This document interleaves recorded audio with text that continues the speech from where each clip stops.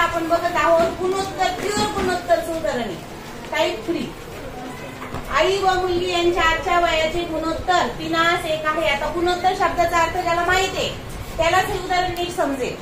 म्हणजे असं तर हे आईचं वय आणि ही मुलगी आणि यांचं वय काहीतरी आहे जे आपल्याला माहिती नाही, पण त्याचं संक्षिप्त रूप केलं. पण त्याचं काय केलं? संक्षिप्त रूप केलं. तर गुणोत्तर किती येत आहे? 3:1. म्हणजे अशी संख्या आहे, पण ते कधी आहे? आज. हे जे गुणोत्तर हे कसलं आहे? आजचे. मग तुम्हाला पर्यायमधून सुद्धा उत्तर काढता येणार आहे. पुढं काय म्हटलं त्यांनी? 6 वर्षानंतर. म्हणजे पुढे जायचं का मागे जायचं? पुढं. 6 वर्ष काय गेलो आपण? पुढे गेलो. 6 वर्ष आपण पुढे गेलेलो आहे.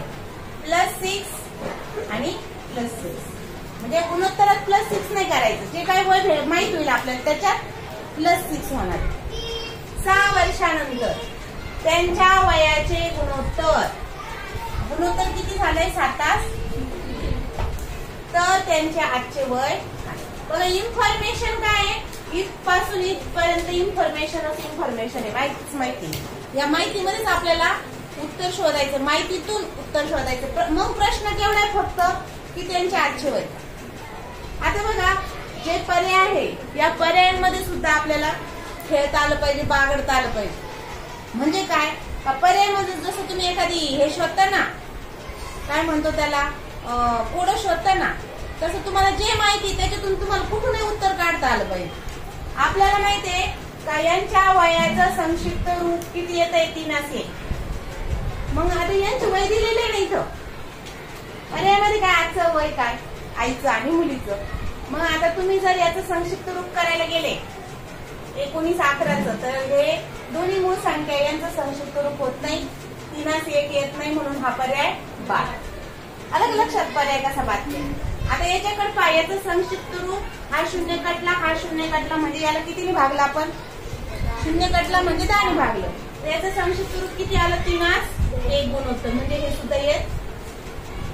आता बघा आपल्याकडे 2 उत्तर राहिले. हा 0 कटला, हा 0 कटला, याचा येतं 3:1. लगेच आनंदी होण्याचं कारण नाही.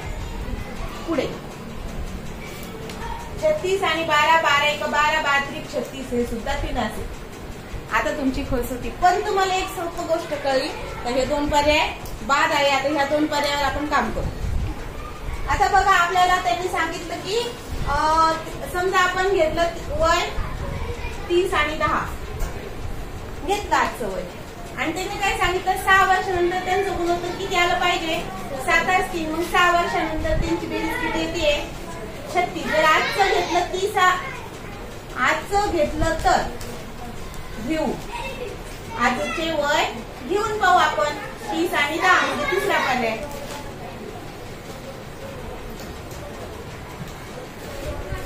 आणि याचं किती होईल? 16. करा बरं याचं गुणोत्तर. या दोघांना कोणी भाग जातो? याचं संक्षिप्त रूप किती आलं पाहिजे? आता 6 वर्षानंतर त्यांचं गुणोत्तर किती येणार आहे? 4. तर 4 9 4 म्हणजे आपलं उत्तर येतं का? नाही येत. म्हणजे आपला हा पर्याय देखील बाद झालेला आहे. आता पुढचा पर्याय घेऊ आपण. 30 आणि 36 आणि 12 आजचं वय. मग आजच्या वयाचं आपण किती मिळवू? 6. कारण आपल्याला किती वर्षानंतरचं वय माहिती करून घ्यायचंय, आणि त्याचं काय करायचं आपल्याला? 36 आणि 6 किती आली? 42. 12 आणि 6 18. म्हणजे काय झालंय? 6 वर्षानंतरचं वय. 6 वर्षानंतरचं वय काय आहे? 12, 42 आणि 18 असेल कदाचित. आणि मग त्याचं गुणोत्तर किती यायला हवं? 3. तर मग ह्या दोघांना कोणी भाग जातो? 3 3 7 म्हणजे आपलं गुणोत्तर आलंय, आपला पर्याय आलेला. ही झाली एक पद्धत. आता मी तुम्हाला दुसरी पद्धत शिकवणार. ही सोपी पद्धत आहे. ही तुमची खेळण्यातली पद्धत आहे. ही पद्धत तुम्हाला कुठल्याही याच्यावर येणार, म्हणजे कुठल्या व्हिडिओमध्ये पण सापडणार नाही. ही तुमची खेळण्यातली पद्धत आहे, पण हिने तुम्ही खूप फास्ट सोडू शकता. या उदाहरणामध्ये बघा आई व मुलगी यांच्या आजच्या वयाचे गुणोत्तर 3:7 आहे. 6 वर्षानंतर त्यांच्या वयाचे गुणोत्तर 7:3 आहे. म्हणजे 2 प्रकारचे गुणोत्तर दिले, आजचं आणि 6 वर्षानंतर. तर आपण काय करूया, आजच्या वयाचं गुणोत्तर आईचं आणि मुलीचं. गुणोत्तर म्हणजे अजून एक असं की ते तुम्ही अंश छेदात लिहू शकता. जसं तुम्ही असं लिहितात ना 3 असेल आई आणि मुलगी, बरोबर, आई आणि मुलगी असं लिहितात ना, आईचं वय असं गुणोत्तर, तसं तुम्ही असं पण लिहू शकता 3.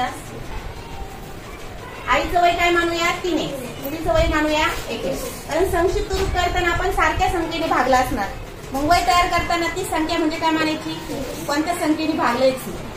म्हणून आपण काय घेतलं, का घेतलं ते कळलं ना, मग तुम्ही उदाहरण सोडू शकता. x का घेतला असं समजूया, ती संख्या काय आहे x, की जिथे आपण तिला भागलं होतं, आपण त्यांनी काय गुणलं, म्हणजे तिचं वय काय झालं, आईचं वय 3x आणि मुलीचं काय झालं 1x. कधी, आज, कधीचे, आता 6 वर्षानंतर, अधिक 6.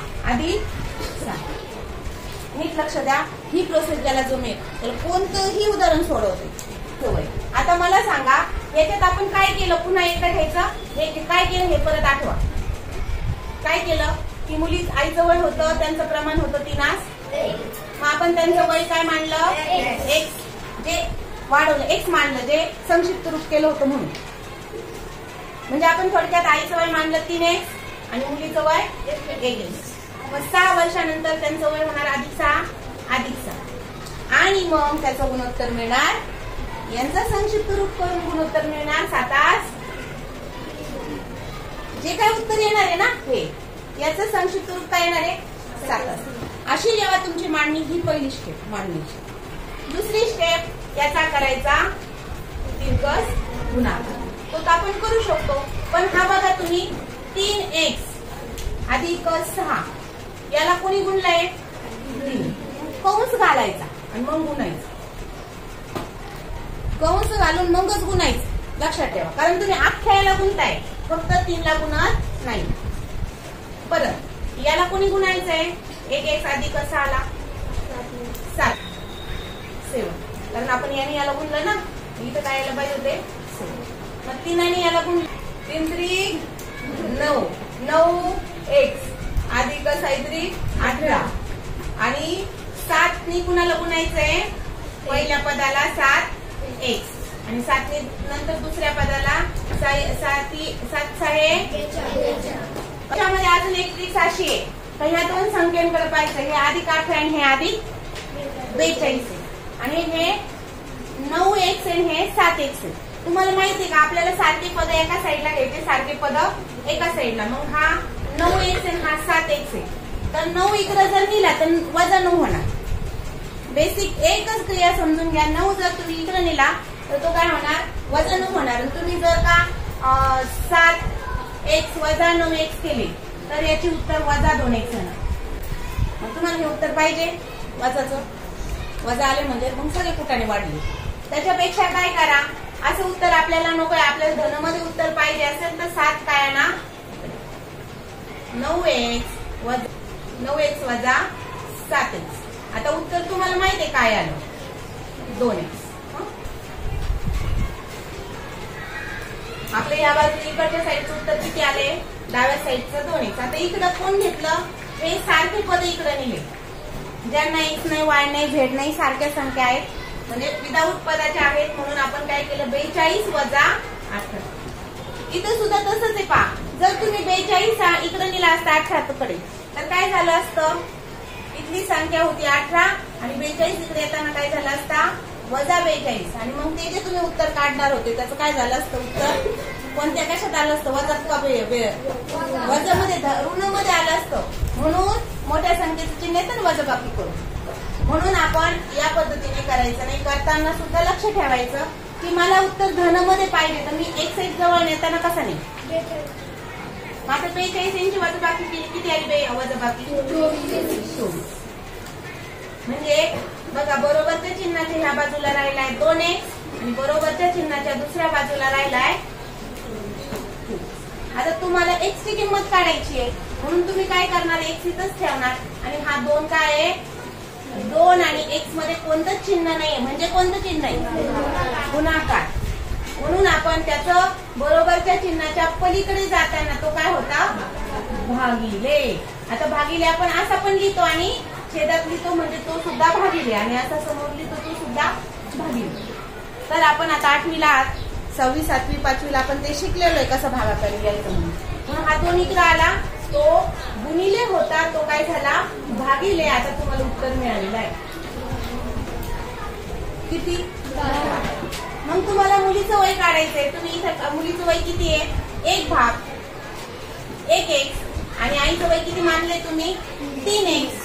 मग एक्स किती आहे, 12 गुणिले मुलीचं वय, आणि 12 गुणिले 3 आईचं वय 36.